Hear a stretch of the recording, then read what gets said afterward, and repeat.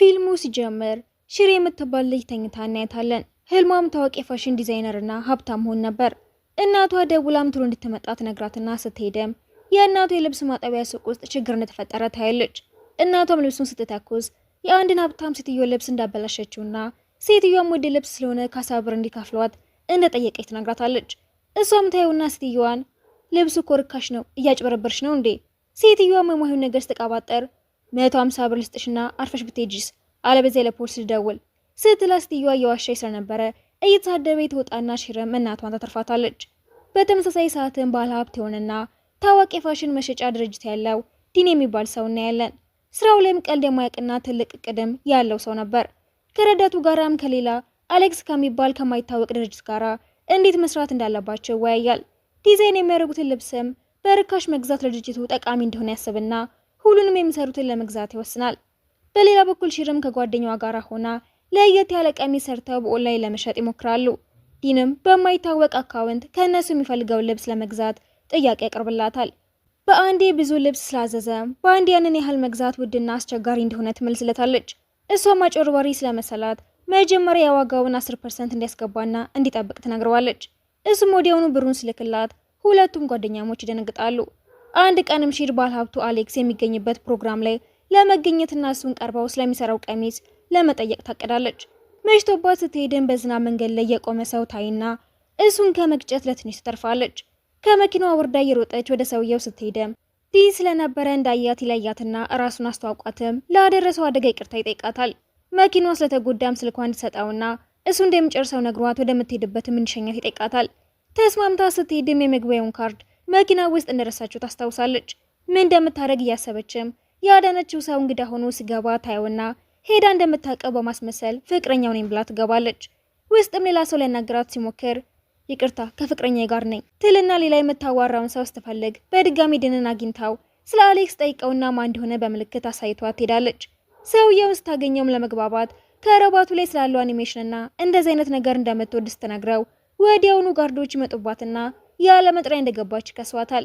ግን ወዲያው ሁሉም ነገር የዲን እቅድ ስለነበረ ወደሱ ወስዷትና ከፕሮግራሙ እንዳትባረር ከፈለገች ፍቅረኛው እንደሆነች እንድታስመስል ጠይቃታል። እሷም በግዷ ትስማማለች። የአንገት ጌጥ አርጎላት ሲሄዱም አሌክስን ያገኙትና ሰውየውም ዲንን ስለሚያውቀው ሲያዋራው ሽር ያደረገችው አንገት ጌጥን ያየዋል።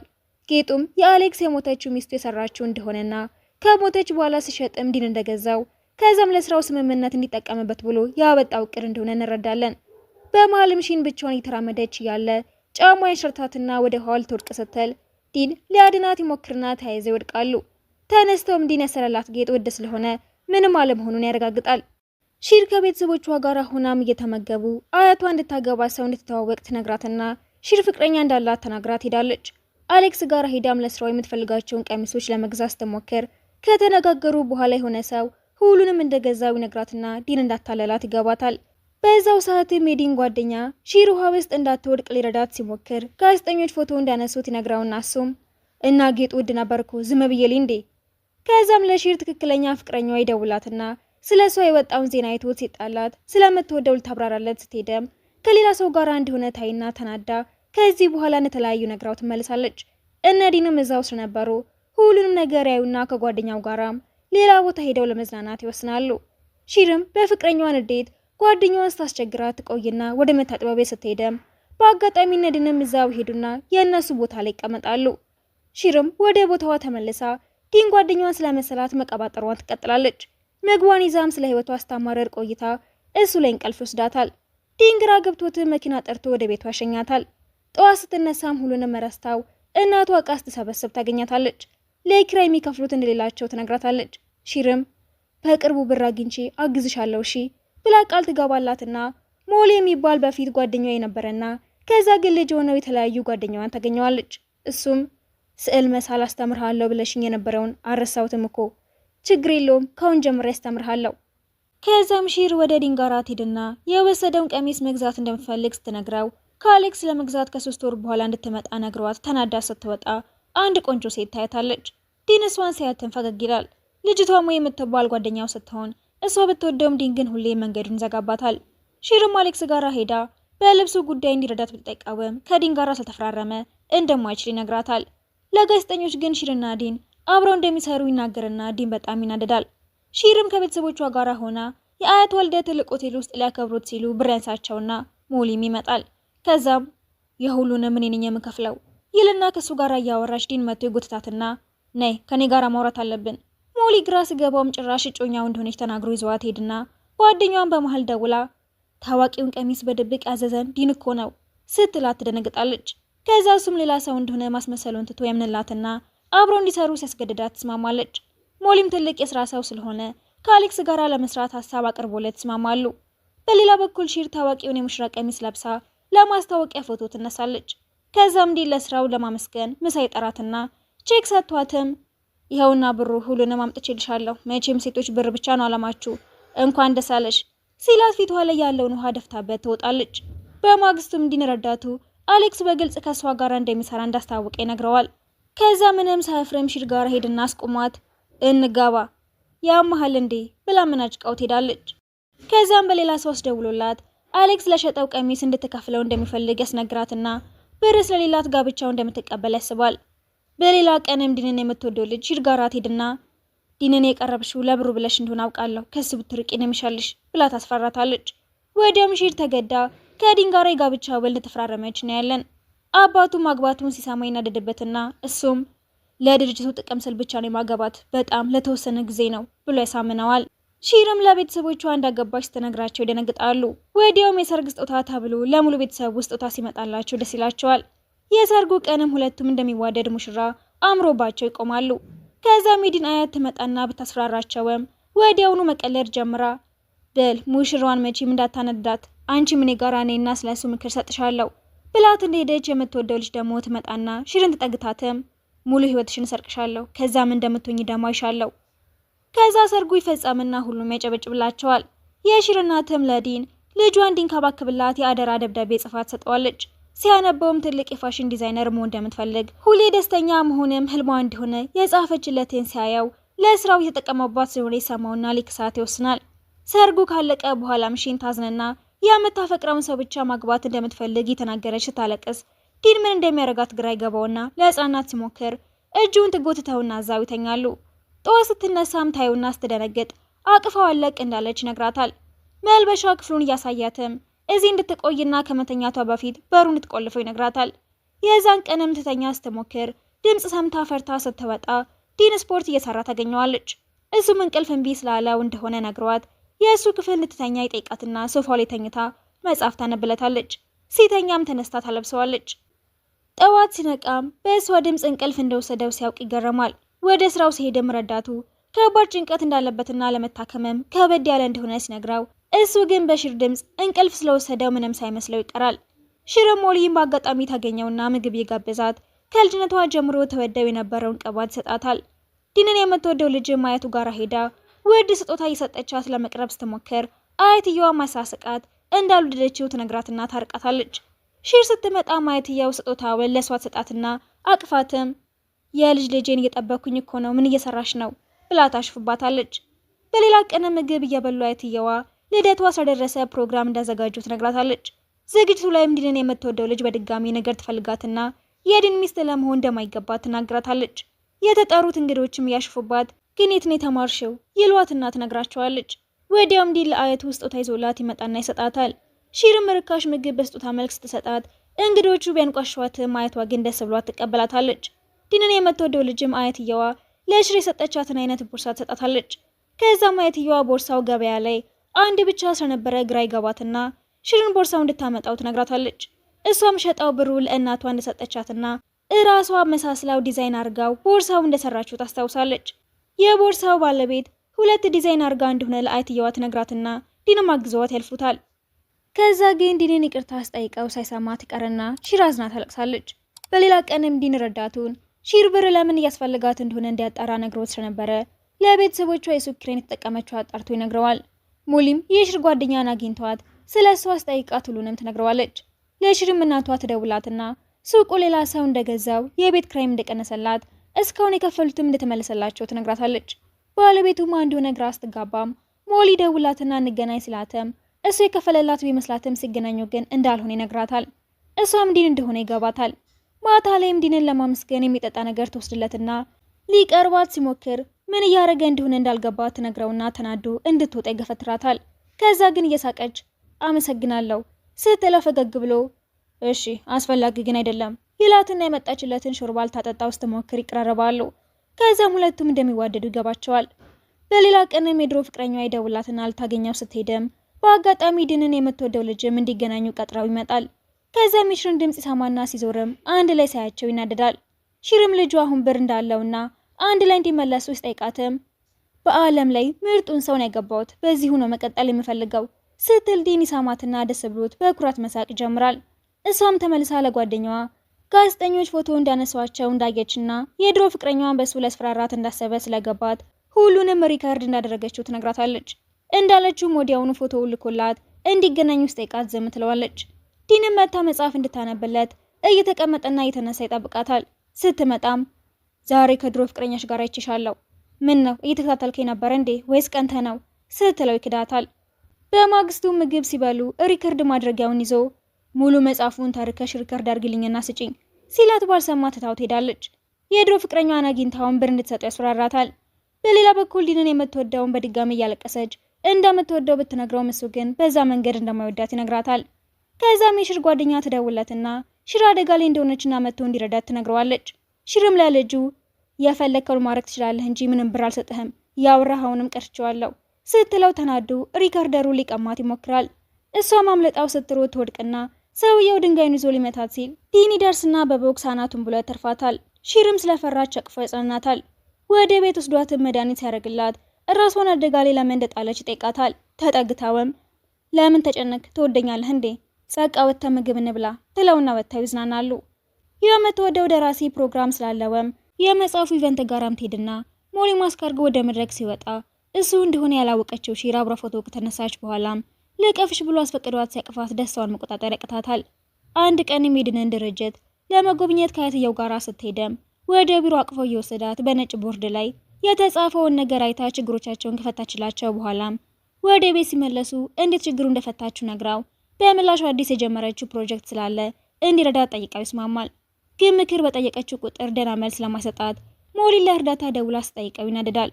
በነጋታውም ኢንተርቪው እያደረገ ጠያቂዋ እሱን የምትወደው ወይ ስለሆነች ኢንተርቪው ሲያልቅም አያቴ ልታገኘች ትፈልጋለች ብሎ ይዘዋት ይሄዳል። ሲደርሱ ግን ሽር እንጂ አያቱ ስላልነበረች ሊያናድዳት ያመጣት መስሏ ስትነሳ ዌለዲን እንደምትወደው እንደነገረችው ትነግራታለች። አውቃለሁ ስላለቻትም አፍራ ትወጣለች። ዲን ይዛትናም ለምንድን የማትቀኘው እውነት ስላልሆነ ስራዋንም ጨርሶላት ስለነበረ ሊሰጣት ሲሄድም ደክሟት እንቅልፍ ወስዷት ያገኛታል። ታብሌቷን ሳየም ለሞሊ አመሰግናለሁ ብላ የጻፈችውን አይቶት ይናደዳል። በቀጣዩ ቀንም ሆን ብሎ ታብሌቷን ውሃ ውስጥ እንዲገባ አድርጎት ሌላ የገዛውን ይሰጣታል። እሷም ያደረገው ይገባታል። ጓደኛዋ ሻው ደውላም ችግር እንደተፈጠረ ነግራ ስትሄደም ሳላስበው ለሞሊ ከዲን ጋር የውሸት እንደተጋባችሁ ነገርኩት እኮ ትላትና ሞሊም ጋብቻው የውሸት እንደሆነ ማወቁን ሲነግራት ዲን ደርሶም ሻው ያለች እውነት አይደለም፣ ሚስቴን ማግኘት ብታቆም ይሻልሃል። የራሷ ህይወት አላት፣ የምታገኘውን ሰው የምትወስነው ራሷ ናት። ስለ ብሷ ዲንን ስለፈራችው ኧረ እኔ ባሌን እወደዋለሁ ያለውን እሰማለሁ ብላ ከዲን ጋር ትሄዳለች። ለዲንም ከአሌክስ የግብዣ ወረቀት ይደርሰውና እሷንም እንድትዘጋጅ ይነግራታል። የሚሄዱትም ኢታሊ ስለሆነ አመጋገባቸውና አለባበሳቸውን ቋንቋቸውንም ሁሉ እንድትለምድ ይነግራታል። አያትየዋ ጋር ሄዳም እና የእንስሳት ስም ጠይቃት አያትየዋ አውቃ እወድሃለሁ የሚል ቃል ትነግራትና ዲን ጋር ሄደ ተለማመደችው ልታሳየው ትርጉሙን ሳታውቅ እወድሃለሁ ብላው ስቆባት ይሄዳል። ትርጉሙ ስታቀም በጣም ታፍራለች። በነጋታውም ያልከኝን ሁሉ ጨርሻለሁ፣ እሺ ለስራ የሚጠቅሙሽን ሰዎች ስለሚኖሩ ፕሮጀክትሽን ለማስተዋወቅ ጨርሺው ስላት ደስ ብሏት ታቅፈዋለች። ኢቨንቱ ጋራ ወስዷትም ስራዋን ያስታውቅላታል። በነጋታውም ወደ ኢታሊ ይበራሉ። ወደ ሆቴሉ ሲደርሱም ሻወር እንደገባ እታች እንደሆነ ይጽፋለት ስትወጣ ስልኳ ይዘጋል። ራቅ ስላለችም ያለችበት ይጠፋታል። እሱም ሲወጣ የጻፈችለትን ስላላየው ይፈልጋታል። ከአሌክስ ጋር ያለውን ቀጠሮም ቀደም ብሎ ተዘጋጀ ነግራውና ሲደውልላት ስልኳ አልሰራ ስላለ ውጪ ሊፈልጋት ይወጣል። ፈልጎ ሲያገኛትም ደስ ይላትና እሱም ተናዶ ምን ሆነሽ ነው? ሳጣሽ እኮ ተጨንቄ ነበር። መኪና ውስጥ ሲገቡም ይቅርታ አድርግልኝ ደሞ ለኔ ተጨንቀህ ነዋ። ኧረ እባክሽ ከአሌክስ ጋር ያለው ቀጠሮ እንዳይስተጓጎል ነው። የተጎዳ እጁንም አይታው የቁስል ፕላስተር ታደርግለታለች። አሌክስንም ያገኙትና ሲመለሱ እጁ እንድታክምለት ጠይቋት ስለደከማት ትከሻው ላይ ትተኛና አስተካክሎ ያስተኛታል። እጇን ይዞም አስገርመሽኛል ይላትና በነጋታም ስትነቃ አጠገቧ ስታየው ደንግጣ ትጮኻለች። ኧረ እባክሽ እንደውም ከክፍሌ ማስወጣት ነበረብኝ። በነጋታው አሌክስን ሲያገኙት ፎቶ ያነሳቸውና ተቀምጠው ሲያወሩ የአሌክስ ጸሐፊ መታ ዲዛይናቸውን እጠፋ ትናገራለች። ሺርም ዲዛይኑ እንደምታውቀው ተናግራ ስትሰራላቸው አሌክስ ይገረማል። ዲንም ቢሆን በችሎታዋ ደስ ይለዋል። ወደ ክፍላቸው ሲመለሱም ለአሌክስ የተጋባን እያስመሰልን መዋሻታችን ደበረኝ ጠጋ ብሏትም እና ለምን እውነት አናረገውም ይላትና አሌክስም ለዲን የድርጅቱን ቦታ ሰጠሃለሁ ግን የኔ ድርጅት ሺርናት ማኔጅ እንድታረገው የሚፈልገው ሲለው ዲን ከረዳቱ ጋራ ስለዚህ ጉዳይ ያወራበታል። የአሌክስ ድርጅት ማናጀር ከሆነች የራሷን ስቶር መዝጋት ይኖርባታል። እኔ ከሁለቱ ምረጭ ልላት አልችልም ይለውና እሷም ስትመጣ እንደደከመው ታይና እረፍት እንዲያደርግ ብላ ጥላው ስትነሳም አብረሽኝ እንድትቆይ ነው የምፈልገው። በነጋታው አሌክስ ደውሎለት የሺር ውሳኔ ምንድነው? የተወሰነ ጊዜ ስጠኝ፣ ተጠንቅቄ ላናግራት ፈልጋለሁ።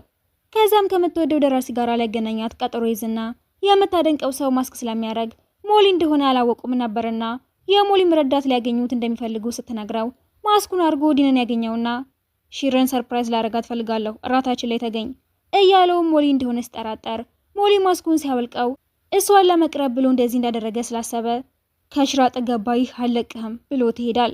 አሌክስም አብራኝ መስራት አለባት ያለውን ለማስቀረት ሲያስብበትም ይቆይና ሰራተኞችን ሰብስቦ ሺርን ከአሌክስ ፓርትነርሺፕ ለማውጣት ሀሳብ እንዲያመጡ ይነግራቸዋል። እሷም ቢሮ ውስጥ ገባ የአሌክስ ድርጅት ማኔጀር እንድትሆን የሚገልጸውን ውል ታዩና ቆይ እስካሁን ለምንድን ያልነገረኝ? ህልሜ እንድታው ስቶሪንም እንዳልከፍት ነበር እንደ ሀሳቡ ትልና ወደ ቤት ሲመጣም ተናዳ ያገኛትና ወደ መናፈሻ ወስዷት ደስ በሚል አቀራረብ እራት ይጋብዛትና በ2 ቀን ውስጥ ስቶሪን ከፍታለሁ፣ የአሌክስ ማናጀር እንደሆነ የደበከኝን ደርሼበታለሁ፣ በስህተትን የተረዳሽኝ፣ ለአንተ ብዬ ህልሜን አልተውም እወቀው ብላው ትሄዳለች። በቀጣይም ስቶሯን ትከፍታለች። ወይም ስቶሯ ልታይላት ሄዳ ሺር የአሌክስ ማናጀር ልትሆን እንደነበረ ትሰማና ለጋዜጠኞች ትናገራለች። በነጋታውም ዲን ዜናውን ሳይም ችግር እንደሚፈጠር ስለገባ ወደ ሺን ጋር ሄዶ እንደዚህ ማድረግ አልነበረብሽም፣ እኔ እንዳንተ አይደለሁም፣ ከማንም ጋር አላወራሁም፣ አንተ አይደለህም ስቶሪ እንዳልከፍት የፈለግከው። እሱም ወደ አሌክስ ጋር ሄዶ ዲን ህልሟ እንድትታው እንደማይፈልግ ነግሮት ሺር ማኔጀር እንድትሆን የታሰበውን ይታውታል። እሷም ወደ ቤት ስትመለስም ጠላው የነበረውን የአባቷን ሳንቲም ዲን አስቀምጦላት ታገኘዋለች። ለእሷ ብሎ እንደ ሌባ ተደብቆ ፈልጎ እንዳገኘላትና ደስ ሲላትም ማየት እንደሚፈልግ የጻፈላትን አንብባ እያለቀሰች በተሳሳተ መንገድ እንደተረዳችው ይገባትና ወደ አሌክስ ጋር ሄዳም ይቅርታ አድርግልኝ ለተፈጠሩት ችግሮች እኔ ነኝ ምክንያቷ፣ ከዲን ጋር የጀመርከውን ስራ ትተወው ስትለው ይስማማል። ዲንም አሌክስ ከሱ ጋር መስራቱ እንዳልተወው ሲሰማ ደስ ይለውና ሺር አናግራው እንደሆነ ስላወቀ ሊያመሰግናት ይሄዳል። እየሳለች ስለነበረም እስክትጨርስ ቁጭ ይልና ስዕሏን ላየው ሲሞክር ይዛው ትሮጣለች። ዲንም በቅርቡ በሚዘጋጅ ፕሮግራም ላይ ለወይ እንደማይወዳት ለመናገር ለሺር ደግሞ ፍቅሩ ለመግለጽ ተዘጋጅቶ ማስክ ስላደረጉ ሺርም ወይ መስላው እንደምትወጂኝ ያውቃለሁ፣ ግን እኔ ለአንቺ ምንም አይነት የፍቅር ስሜት የለኝም፣ ሌላ የምወደው ሰው አለ እያለቀሰ ሄድና ከዚህ በኋላ አላስጨንቅህም የሚል መልእክት ስትልክለት ምን ሆና ነው ብሎ ግራ ይገባዋል። ረዳቱም ያወራው ከወይ ጋራ ሳይሆን ከሺር ጋራ እንደሆነ ሲነግረው ቢደውልላትም ስልክ አላነሳም ትለዋለች። ለስቶሯ ቃል ትገዛ ሄዳ ምሽቶባት መኪና ስላጣችም ሞሊ ሊረዳት ይሄዳል። ዲንም ሲደርስ ድናም ሆኗን ያረጋግጥና ያላነሳችለት ስላላያቸው እንደሆነ ትነግረዋለች። እሺ ልሸኝሽ፣ ከኔ ራቅ፣ በህይወቴ ጣልቃ መግባት መብት የለህም ብለው ከሞሊ ጋር ትሄዳለች። እንቅልፍ ስለያዛትም አዝሏት ይሄደ ሺር እኔ ወድሻለሁ ቢላትም አልሰማችውም። አያቷም መታ የሰራችላትን ልብስ ለብሳ ሲወጡ ሴቶች አይተዋቸው ከየት እንደገዙ ሲጠይቋትም ራሷ እንደሰራችው ትነግራቸዋለች። ስለ ስቶሯም ኢንተርኔት ላይ ስታየም ዲን ኢንተርቪው ላይ የለበሰው ልብስ ሺር የሰራችው እንደሆነ ስለተናገረ እንደታወቀ ይገባታል። መልስ ትጽፍለትም የተፈጠረውን ሁሉ ነገር አስረዳትና ሁሉንም ነገር በተሳሳተ መንገድ እንደተረዳችው ይገባታል። እሱ ሲመጣም ታቅፈዋለች። በእኔና ባንቺ መሃል ምንም መሰናክል እንዲገባ አልፈልግም ይላትና በቀጣይ ቀንም ፓርክ ውስጥ ወስደዋት እወድሻለሁ ሲላትም እስኪ መጀመሪያ አስብበት ሲመለሱም በወረቀት የልደቷ ቀን ላይ ራት እየበሉ መልሷን መስማት እንደሚፈልግ የጻፈላትን ታነባለች። ሞሊም ደውሎላት ስታገኘው የምታደንቀው ደራሲ እሱ እንደሆነና እንደሚወዳት ነግሯትን በልደቷ ቀን መልሷ እንደሚጠብቅ ይነግራታል። በልደቷ ቀንም ሁለቱም ወንዶች መዘጋጀት ይጀምራሉ። ሺር ወደ ሞሊ ጋር ሄዳም እኔ ድንን የምወደው ከአንተ ጋር ጓደኝነት ብቻ ነው ያለን፣ ጓደኛሞች እንደሆነም እንቀጥላለን ወይ ደግሞ ወደ ዲን ጋር ሄዳ ስለነበረ የበሩን ድምፅ ስትሰማ ሺር መስላት ችግር ለመፍጠር ስትጠጋው ሌላ ሰው እንደሆነ ታያለች። እሱም ሀሳቧ ስለገባው እንድትሄድ ይነግራታል። ሺር መንገድ ተዘጋግቶባት ስለነበረ ትዘገያለች። ስትደርስም እንደሄደ ቢነግራትም እንዳልሄድና እንደጠበቃ ስታይ ደስ ብሏት ልደቷን ያከብራሉ። በሌላ ቀንም እናቱ እንደምትመጣ ደውላ ስትነግረው ሺር አትወደኝም ብላ ትጨነቃለች። እናቱ ጎልፍ ትወዳለች ብላም ለመለማመድ ስትጥር አይቷት ብትከሺ ብትወፍሪ ብታምሪ ባታምሪ አይጨንቀኝም፣ ምክንያቱም እወድሻለሁ፣ ለእኔ ሙሉ ነሽ። እናትህ ባትወደኝስ ብዬ እፈራለሁ ብትለውም እናቱ ስትመጣ ግን ሺር የሰራችው ምግብ ተመችቷት እየደነቀች ትመገባለች። አንድ ቀንም ድርጅቱ ልታሄዳም ሺር ግን ስራህን የምትጎዳው ይመስለኛል። እሱም እሷ ባትኖር ኖሮ እኮ አሁን የደረስኩበት ደረጃ አልደርስም ነበር። በህይወቴ ብዙ ነገር ቀይራለች። በሺር ደስተኛ ነኝ፣ ጥሩ ልጅ ናት ትለውና ሺርንም ከስቶሯ ሊወስዳት ሄዶ ጋዜጠኞች ተሰብስበው ስለ ሐሰተኛ ትዳራቸው ይጠይቋቸዋል።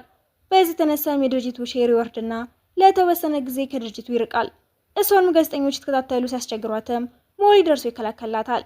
ዲን ደርሶ ሞሊ ስለረዳት አመስግኖት ዘና እንድትል ወደ ሌላ ቦታ ይወስዳታል።